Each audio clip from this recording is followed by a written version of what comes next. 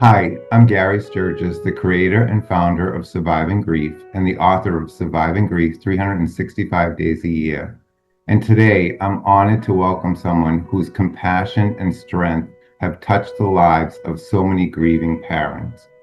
Lynn Davis is the founder and creator of the Living with Child Loss Facebook community, a place where parents who've experienced the unimaginable can find understanding, support, and the reassurance that they're not walking this journey alone.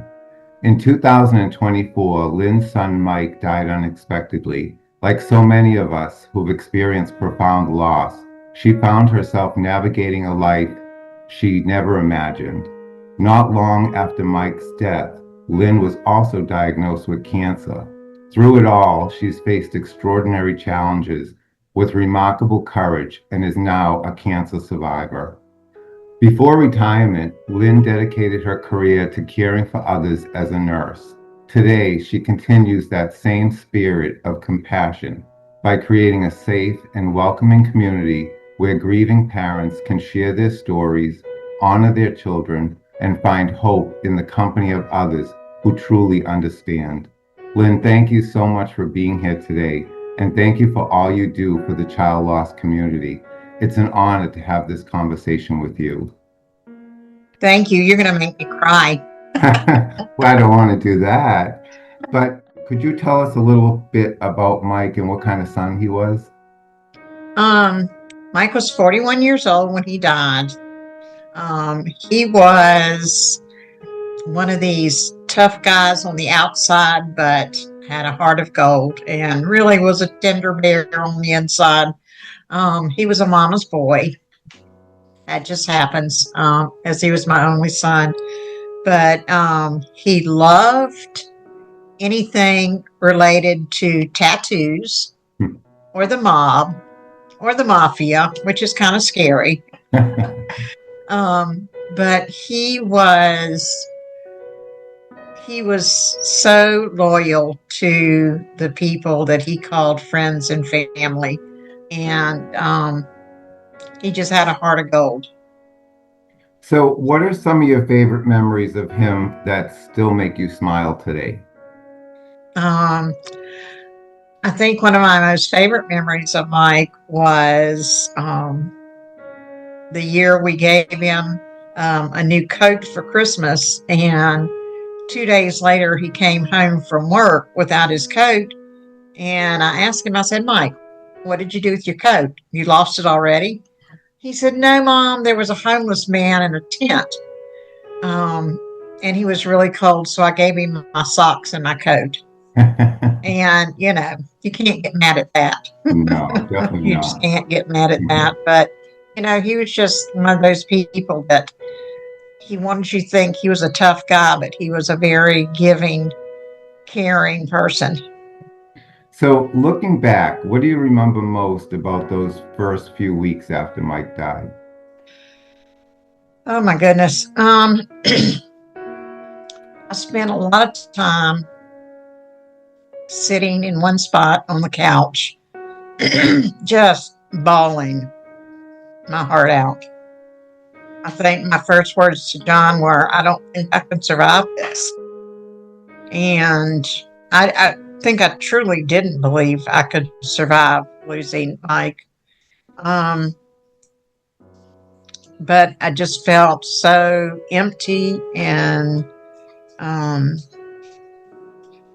just empty. And my life didn't, have anything left for me. And it's just, until you've been there and experienced it, it's just, you can't even imagine the pain, that kind of sadness. And I can remember saying, am I going to be sad like this forever?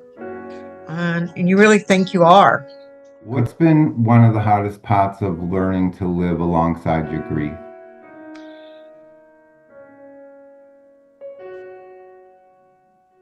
I think I've had to learn the hardest part for me is not seeing Mike walk in that front door. You have to learn and you have to reprogram your brain, I think, to these things are not going to happen. This is all real. Um, Writing helped me a lot. Um, Not talking to Michael, because I talk to him many times a day by text or phone. Saw him every night. So learning how to feel him while not talking to him is hard. It's hard. And I'm sure it's different for everybody. But for me, I was able to write it down, what I was feeling, what I wanted to say. And it made me feel a little bit better, as far as connecting with him. What, so what inspired you to create the Living with Child Loss community? Um, well, first of all, your community, because reading your stuff was like, wow. Um, it's so helpful to know that there are people out there that feel what you're feeling and understand, even if they don't feel the same thing, they understand what you're feeling. Mm. And I had been a big journaler, and I thought that um, maybe somebody else would see it. I never thought that more than one or two people would see the stuff I was writing, and it was my purpose was not to see how many followers I could get, but just to connect with somebody because I was feeling so isolated and so alone. In my mind, if I could honor my child and still connect with other parents that would understand what I was going through, that would be huge. It is huge. So is there a common fear or question you hear over and over again from bereaved parents? I think the most common thing that I read is or hear is that the sadness just never goes away. And I think that's true. I think that's true. But I also think it's a level of sadness that changes, the degree of sadness. I think there's always going to be a little bit of sadness in our hearts. You can't help. I mean, you've lost part of your soul, part of your DNA. So you can't help but be sad forever. But I think the degree of our sadness changes. And we talk about that a lot on my page because some people are just new. They've just lost a child. And it makes you think back to what you were feeling, what I was feeling in those first days. And I don't know that I could have written anything those first days. I couldn't reach out to anybody because I was just too numb to do it. But I think sadness is the most thing that people talk about. Yeah. So what would you say to a parent who lost their child just days or weeks ago? They're in that early Uh, stage. we have a good friend that lost a child over the weekend. And he asked me for words of advice, and my words to him were be kind to yourself and just feel all those feelings. Some of them you're not even going to be able to identify, but it's okay. Just feel what you feel and just be kind to yourself. If you want to just bury your head in a pillow and cry, do it. Mm. Just give yourself grace. And what would you say to family members and friends who desperately want to help, but they really don't know what to do? Mention my son's name. Talk about him. It's okay. It'll probably make me smile instead of make me cry, and people are just afraid to mention your name. People are afraid to share memories of them. And, that's sad. Um, and I know they're afraid to because they don't want to upset us, but that's not the case. Yeah. So what's given you hope even on the days when hope felt impossible? Oh, man.